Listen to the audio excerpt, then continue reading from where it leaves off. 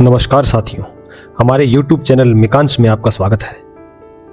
साथियों, क्या आपको कभी ऐसा लगा है कि आप किसी जगह पर पहली बार गए हों और आपका दिमाग अचानक कहे कि ये सब तो मेरे साथ पहले हो चुका है? वही बातचीत, वही माहौल, वही लोग और वही एहसास। आप जानते हैं कि ये पहली बार है, फिर भी आपको लगता है कि ऐसा पहले हो चुका है। आपको धुंधला धुंधला एहसास होता है कि ये सीन मैं पहले भी कहीं देख चुका हूं, ये दृश्य मेरे साथ पहले भी घटित हो चुका है, लेकिन आप श्योर नहीं होते। क्या आपके साथ भी ऐसा हुआ है? अगर हुआ है तो कमेंट में जरूर बताएं, ताकि हम आपके अनुभव से अपने ज्ञान को और समृद्ध कर सकें। अगर आपके साथ ऐसा हुआ है तो आपके मन में यह सवाल तो जरूर आया होगा कि ये मेरे साथ ऐसा क्यों हुआ? क्या ये दिमाग की गलती है या कोई संकेत है? क्या ये पिछले जन्म से जुड़ा हुआ है या मेरे भविष्य देखने से जुड़ा हो सकता है? साइंस इस बारे में क्या कहती है और दिमाग की इस स्थिति को क्या कहते हैं? आप वीडियो के अंत तक बने रहिए, आपके सारे सवालों का जवाब इस वीडियो में आपको मिल जाएगा। साथियों, कई बार आप किसी जगह पर पहली बार जाते हैं और आपको वहां जाने पर यह एहसास होता है कि मैं इस जगह पर शायद पहले आ चुका हूं, या कोई दृश्य आपको ऐसा लगता है कि मैं इसे पहले देख चुका हूं। तो दिमाग की इस स्थिति को डेजा वू कहा जाता है। अब आप कहेंगे, ये डेजा वू क्या शब्द है? डेजा वू एक फ्रेंच शब्द है जिसका हिंदी में मतलब होता है पहले देख चुका हूं, यानी ऑलरेडी सीन। यानी ऐसा महसूस होना कि कोई घटना पहले हो चुकी है लेकिन असल में नहीं हुई, इसी को ही डेजा वू कहा जाता है। एक रिसर्च के अनुसार 60 से 70% लोग जीवन में कम से कम एक बार डेजा वू महसूस करते हैं। यह ज्यादातर 15 से 30 साल की उम्र में होता है। ये कुछ सेकंड से लेकर 1 मिनट तक रहता है और ये ज्यादातर कल्पनाशील लोगों में, ज्यादा फिल्में देखने वाले लोगों में, ओवर थिंकिंग करने वाले में, ज्यादा सपने देखने वालों में होता है।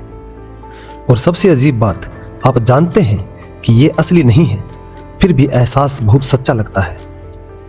कई बार जब डेजा वू होता है तो अचानक दिमाग भारी लगने लगता है, आसपास की चीजें अनरियल सी लगने लगती है, दिल तेज धड़कता है, ऐसा लगता है जैसे आगे क्या होगा पता है, और फिर सब खत्म।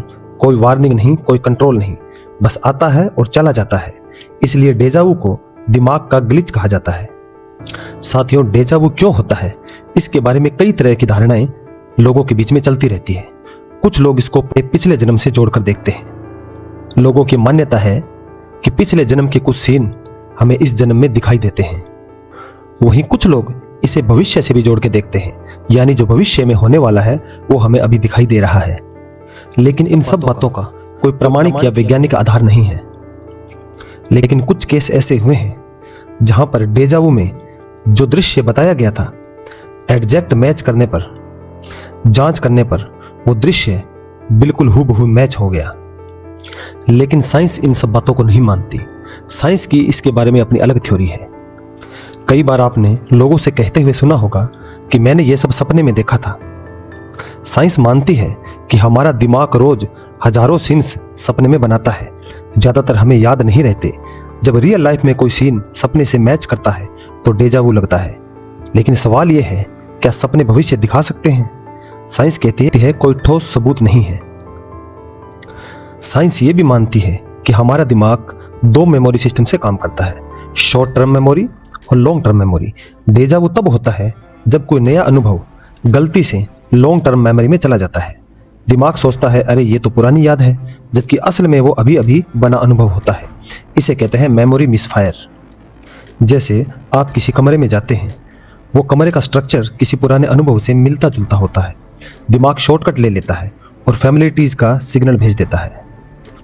विज्ञान की इस बारे में एक और थ्योरी भी है जिसे स्प्लिट परसेप्शन कहते हैं।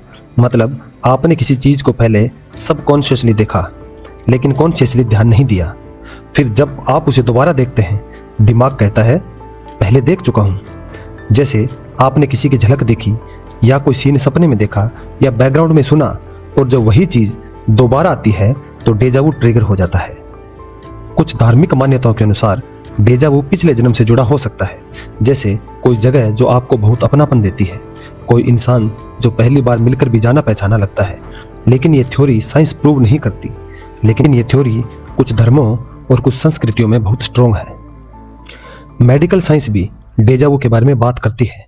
कुछ केसेस डेजा वू से जुड़े हो सकते हैं, जैसे temporal lobe epilepsy, extreme stress, नींद की कमी, डिप्रेशन या अत्यधिक चिंता। इसलिए अगर डेजा वू बहुत बार बार हो रहा है या डर पैदा कर रहा है तो मेडिकल एडवाइस जरूरी होती है। अब आपके मन में सवाल आ रहा होगा कि क्या डेजा वू खतरनाक है? सामान्यतः डेजा वू बिल्कुल नॉर्मल होता है, यानी अगर आपके साथ डेजा वू होता है तो ये नॉर्मल है, आप बिल्कुल हेल्दी हैं।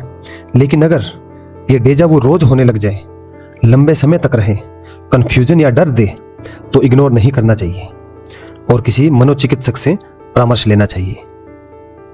आज साइंस हमें बहुत कुछ समझाती है, लेकिन डेजा वू अभी भी पूरी तरह सॉल्व नहीं है।